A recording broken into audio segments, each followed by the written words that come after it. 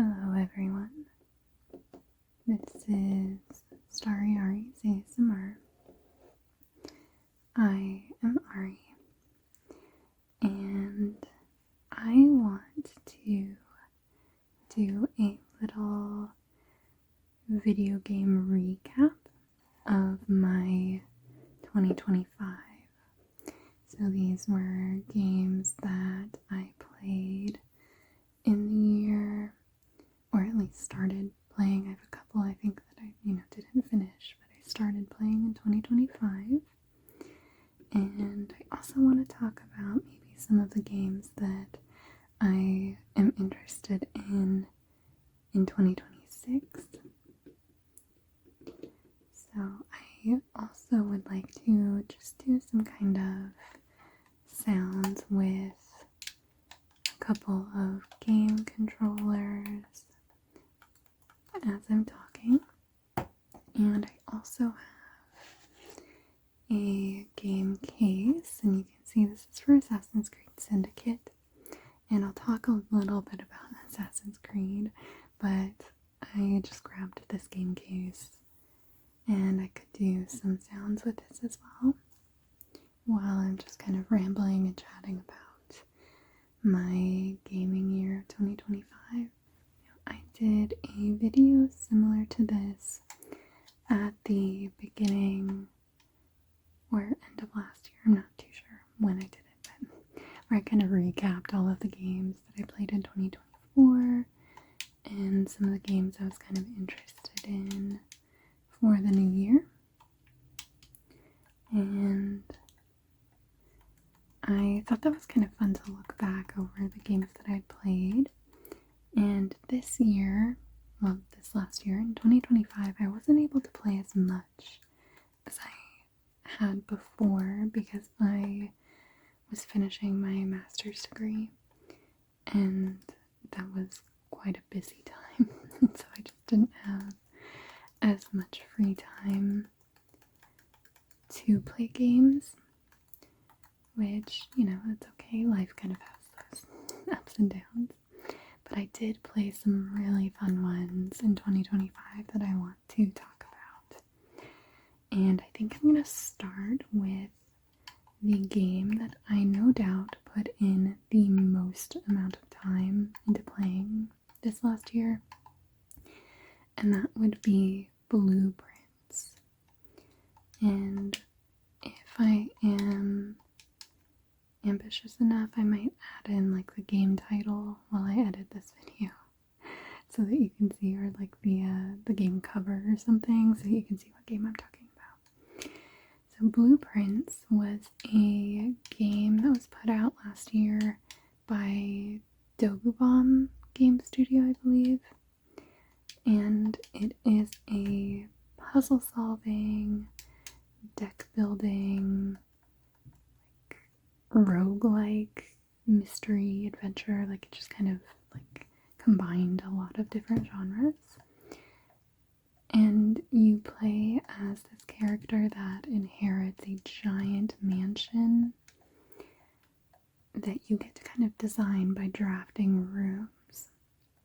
And there are tons of mysteries to solve about the character, about their family, about the mansion and the grounds, and just the world that you're in.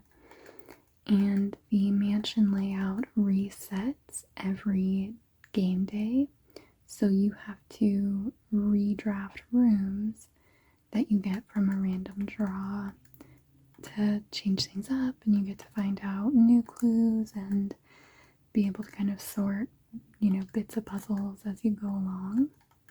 So this game I spent so much time playing because it was such an interesting world, and there was so much to learn, so many puzzles to do. And it was one of those games where I used a literal notebook to take notes and kind of gather information. And then I ended up also having like a Google Docs sheet because my husband and I sort of shared gameplay a little bit. We had two different accounts, but we would watch each other play. And because aspects of the game are random, one of us would maybe draw a different type of room that the other one just hadn't seen yet. And so we would be able to kind of like help each other out with clues and stuff while like playing our own game. And then he kind of stopped halfway. I think he was still finding it interesting, but we ended up just playing it like on my account for most of it. And I just kind of like took it over, but there were so many like aha or like eureka moments, which made it so satisfying to play. And it is a game that has lots of like endings that aren't really endings. There's like further layers to it. And so if you're satisfied and you just want to end somewhere, you can. If you're not satisfied and you want to figure out more of the mysteries, you can like keep going. So it was really, really fun in that way. I don't think we actually have even finished the game. We're, I think, on the last like layer of endings that there could be. And there are some interesting alternative play modes that I did complete. They have like it's called a dare mode. And each day you get like it's like a dare and you have to fulfill it. So it's like a challenge that you have to complete. And there was also a curse mode, which just made the playthrough like really more challenging. And there were like some added like curses that would make the gameplay like worse if you did certain things. Really fun alternative play modes. And I think there was a channel, I think it's called Cracking the Cryptic, that did, or is still doing, I'm not sure, but I had seen a couple of videos suggested to me for their channel of doing some playthroughs of blueprints, and I've seen other videos on their channel. I love their channel just for like Sudoku. They usually do Sudoku ones, and it's like always kind of interesting puzzle solving. It's not just basic Sudoku. I think sometimes they do, but most of the time it's like an interesting Sudoku. And so if you're interested, I think that you could probably, watch some of their early playthroughs just to get a feel for the game. And I think that it was incredibly frustrating at points, especially just because of the random nature. And like if you knew what you needed to do to complete a puzzle, but you just never drew the room that you needed, then that day was kind of like it would just go to waste. And there are no midday saves. So you really have to be able to be prepared to dedicate like at least an hour or more each time, or you have to be okay with losing any potential long-term progress that you make. Now, of course, like when you're playing the game, you gather information, but you also can make changes to like the property, or you can like gain certain things that make each day a little bit easier for you. So, you wouldn't lose like knowing the information that you learned, but you would lose like those kind of gameplay advancements that you made. And I think with like a lot of people have really busy like work and just busy like home lives that sometimes dedicating that much time to playing a game is just not possible. Some people only have like 30 minutes to, sit down and play. So that was a little bit frustrating, and there were times where the game crashed and we lost that entire day's progress. That was a bit frustrating, but even with that, I still absolutely loved it. And it was really similar to how Chants of Sonar, I talked about that last year. That was one of my favorite games of 2024 that I played. And Chants of Sonar just like captured my attention fully. And it was a game that I just thought about even when I wasn't playing. And Blueprints was really similar to that, where my husband and I would talk about the puzzles or some of the information that we learned while we were just, like walking our dog or like making dinner or something. So it was really, really fun for that. And it was really fun to be able to have a game like that where, I played a lot on my own, but also like we didn't mind having one of us like sit on the couch and watch the other one play because there was like interesting stuff for us both to see. That one was really fun. Absolutely loved it. I think that it was a pretty big game last year. I kind of saw it everywhere and everyone talking about it. So if you like, puzzle adventures and you want to dedicate a good amount of time to a game, I highly recommend Blueprints. And I think another game that I played in 2025 that I really liked was Revenge of the Savage Planet. Now this was the sequel to Journey to the Savage Planet, and I thought that this one was really fun. It again has lots of collectibles, it has really goofy characters and creatures, and the world is just worlds. You get to go to a few different planets. They're all just really fun and colorful art styles, and there's lots to do and explore, and it's just one of those games that like it never takes itself too seriously, but it's just really fun to play. So I did really, really enjoy that one. I was looking forward to that one because I had really enjoyed Journey to the Savage Planet so much. So that one I think kind of held up for me. And I don't recall if they have any like DLC out for it, like any, I think they have some, like skins and extra like things that you can decorate for DLC, but I don't think they have any DLC storylines out yet. I'm not too sure about that, but if they do or when they do, I will definitely take a look and most likely purchase that. I did the DLC storyline for Journey to the Savage Planet and really liked it. I think I'm going to switch to this Nintendo Switch controller. And the next game that I really was not expecting, like I didn't know what to expect, but it was called Keeper. And this one was by, I think, Double Fine Productions. And this one is a little puzzle adventure game. And I think it came out pretty recently. Like, I think it was just this last October. And you play as a stone lighthouse that like comes to life. And you have a little bird friend that helps you out. And like it's like your little companion. And you're kind of trying to figure out like what happened in this world, and you kind of learn more about the world as you go, and it really builds nicely, and it kind of changes the gameplay periodically. I think similar to, in my mind, It Takes Two, and in that one you kind of like throughout the game you get new tools or abilities that you have to learn how to use, and you no longer have the old ones. So it's kind of similar in that way. And I thought this game was so sweet. It was so much sweeter than I expected.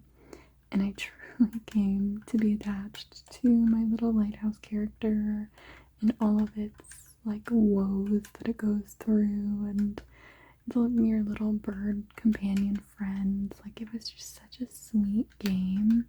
And you come across other creatures, and it's just like, it was so unexpected, and this is one of the reasons why I absolutely love Game Pass. I have mixed feelings about Game Pass a lot of the time, but I will always say this about it, that I have played so many smaller indie games or just like smaller studio games that I would never have even heard about if I did not have Game Pass. And even if I had heard about them, I might not have purchased them because it was like harder for me to commit to purchasing something if I wasn't sure if I would like it. Like compared to, bigger name titles that like I know I'm most likely gonna enjoy. So this one is like one of those where it was so sweet. I just came upon it when I was scrolling through the games on Game Pass, and I was like, oh, I'll give it a try. It was so cute. I really liked that one. I highly recommend it if you just kind of like slower puzzle adventure games. It's one of those where there is a lot of walking, which sounds funny because you're playing as a lighthouse, but you do walk, and it takes a little bit to get used to the mechanics of it at the beginning, but your character like learns how to walk a little bit better, so don't give up if you're at the beginning of the game and you're like, this walking mechanic is terrible. Like, it's, your character learns how to get better at it.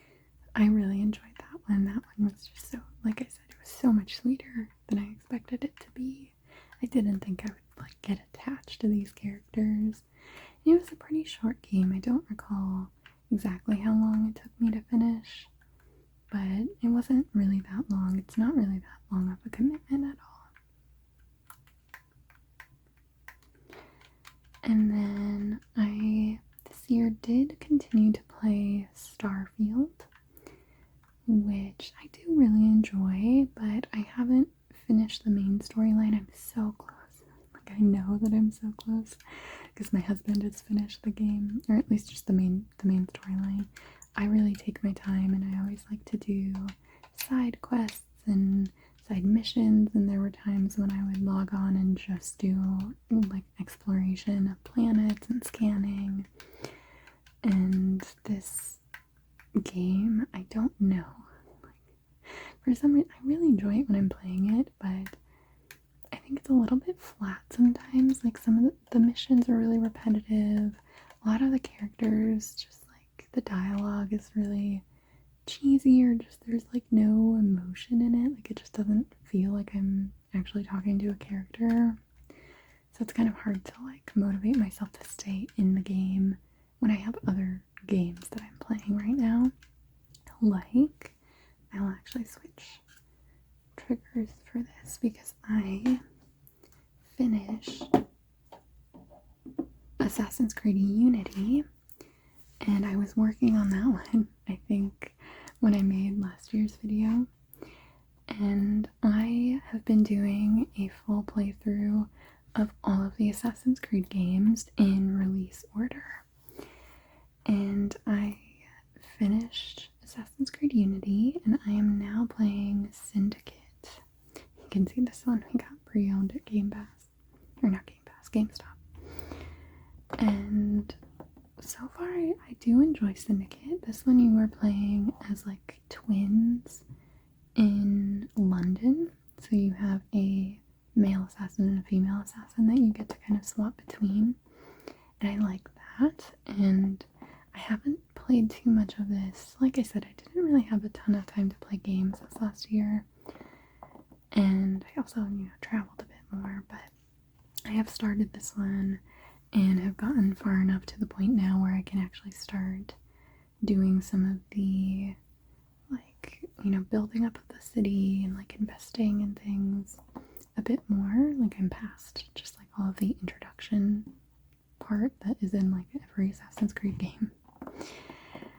And my husband really wants me to finish this one because the next one after this, I believe, is Origins, and that is his favorite Assassin's Creed game. He hasn't played all of them like I have. He just kind of jumped around to the ones that he was interested in, but I am somebody, I like to do things sequentially and kind of complete everything. I am a completionist when I play games, so all of my Assassin's Creed games I try and 100% as best as I can.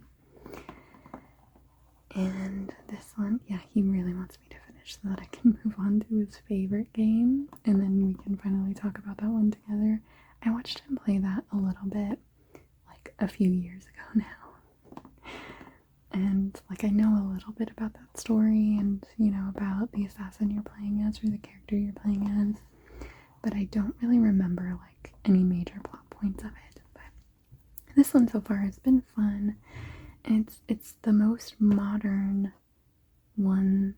I don't know if this is the most modern one in the series. I would assume so, but it's like in London in the late 1800s. So there's like trains and, you know, like the city is built up a bit more, and it's just like a lot of fun with that.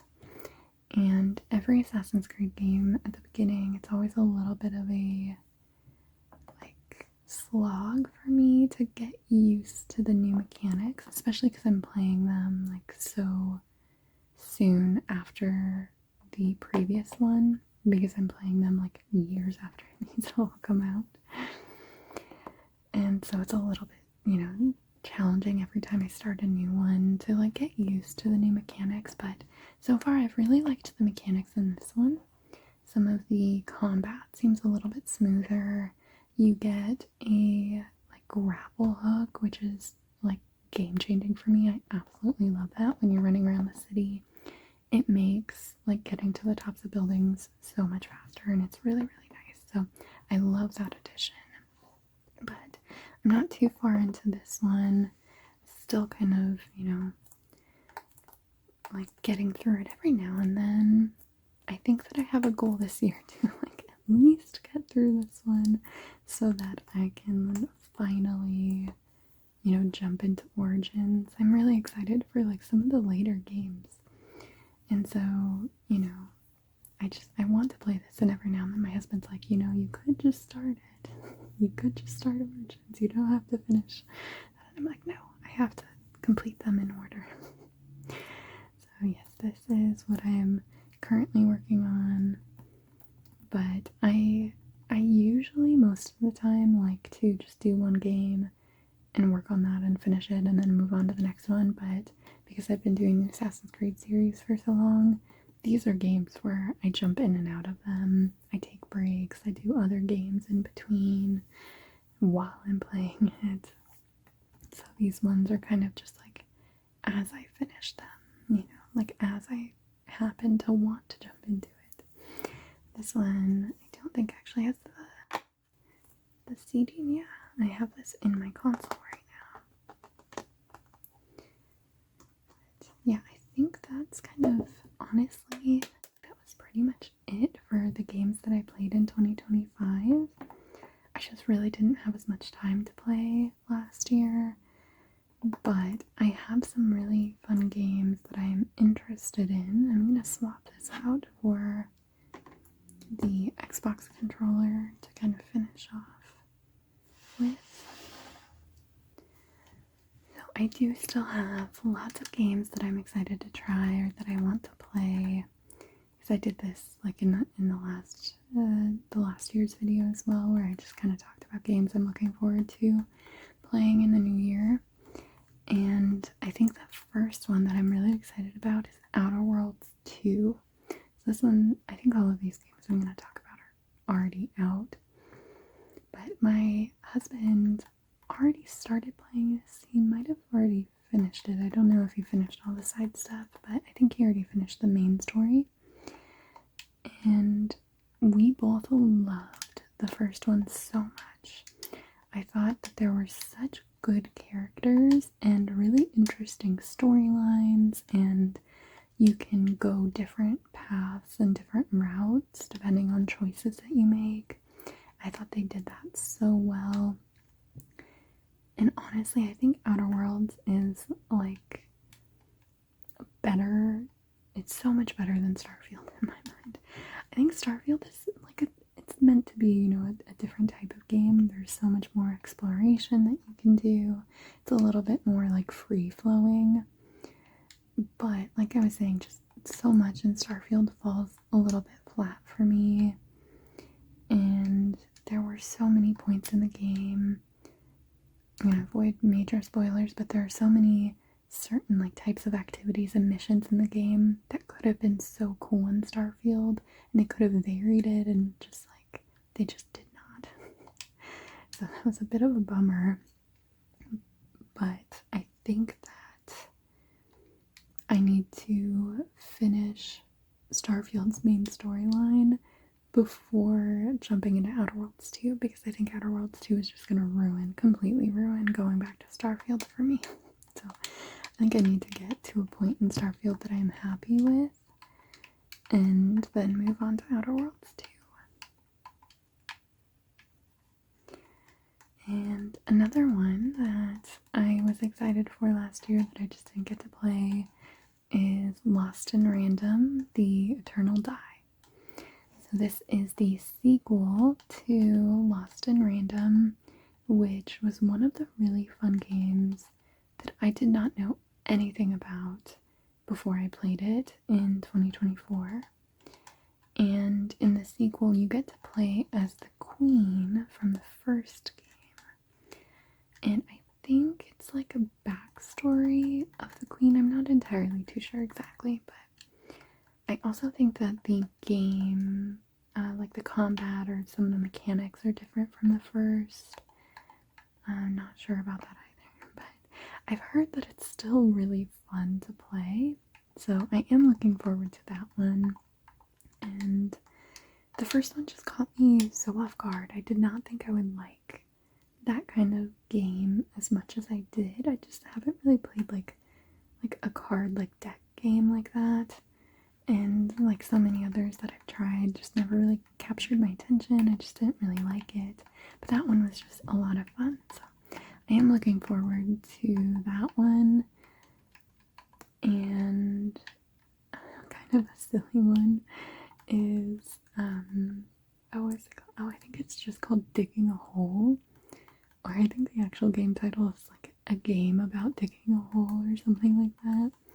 And it's a ridiculous game idea where you're literally just digging a hole and you come across things that you can sell, and you're like learning information about, things that you come across as you're digging into the ground.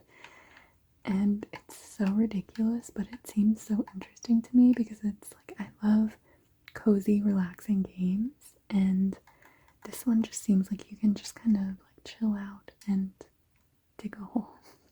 But I'd seen some Reddit threads about this game and people really liking it a lot more than they expected that they would. So that one, I think that I'll probably try and give it a shot.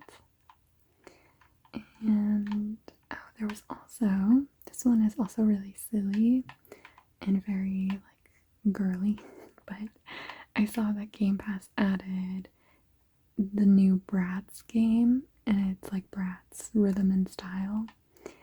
And I originally had the Bratz Rock Angels game on the Game Boy Advanced when I was young, and I played like the hell out of that game. I loved that game. We didn't ever really get too many like girly games like that because I had 3 brothers, and usually for Christmas or whatever, we would get like shared games that we all could play. And I remember when I got Bratz Rock Angels, and it was like my game. Like none of my brothers wanted to play that. And so I was so excited about it. And I am really excited. I want to try it. It's like so silly, and like, I'm 27 years old, but I'm really excited for like the nostalgia potential of it. So I think that one I'll definitely give a shot just to see, like, is it a silly, fun little game that I could play,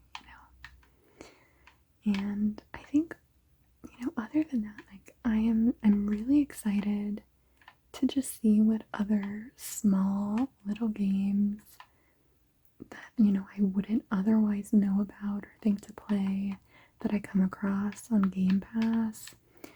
I haven't really been paying too much attention to, what's coming out this year. And I think, it's just every year I'm always shocked and surprised by a game that I just like hadn't heard about, or it just wasn't ever on my radar. But I just come across it when I'm scrolling at the games on Game Pass, and I end up loving it. But like I was saying earlier, like Chants of Sonar, was one of those games, like I had no idea about it. I hadn't heard anything about it. I'm not really into like gaming sphere of like, I don't really follow gaming magazines, or I don't watch many like game reviews or anything on YouTube. So I'm not usually up to date on new games other than like maybe what I come across on Reddit or something. But Chance of Sonar was like one of those where I scrolled on Game Pass. I was like, oh, this kind of seems interesting. And it's like a translation game. Like, that feels like it's gonna be kind of like difficult or boring. And I was like gripped the entire time. And so that's almost like the new standard of like fascinating games for me, where like I don't think many games are ever going to dethrone Chance of Sonar in my like favorite game ever list. And that one, it's cemented, like, just try. If I come across a game on Game Pass that seems maybe a little interesting, just give it a try. See if I like it. If I don't, no harm, no foul. I didn't spend money on it that I feel like I need to, get my money's worth out of it. And yeah, I think this year I'm excited to just do that same thing where I scroll on Game Pass every now and then, see what interesting games have kind of popped up, give them a try. Who knows, I might come across one of my new favorite games. I'm looking forward to eventually playing the new Borderlands game, but it came out on the new Xbox console and we don't have the updated one, and so we can't play it unless it comes out for like cloud gaming on Game Pass. But I own all of the Borderlands games, like physical copies of them, so I would be a little bit bummed if I had to like play this one on a digital version. So I think we'll probably look at getting the new console maybe at the end of this year. We're gonna kind of look at deals throughout the year. If it goes on sale, then we'll look at getting it. But that's one of those games where I love the Borderlands series. I think it's one of those series, aside from Assassin's Creed, that I have spent the most time playing and replaying. I really like the replayability of Borderlands. And this one, honestly, I haven't really heard too much about. Well, I think that there are some there's been a little bit of buzz about some of the changes that they made to the gameplay, but I think every Borderlands, they kind of change things a little bit. So that one, I'll eventually play it. But I think that's everything that I have to kind of chat about. If you had any standout games this last year, I'd love to hear about it. And any game suggestions, games that you think I would like. I love puzzle games, cozy games, adventure style games. Thank you so much for watching. And I hope that you have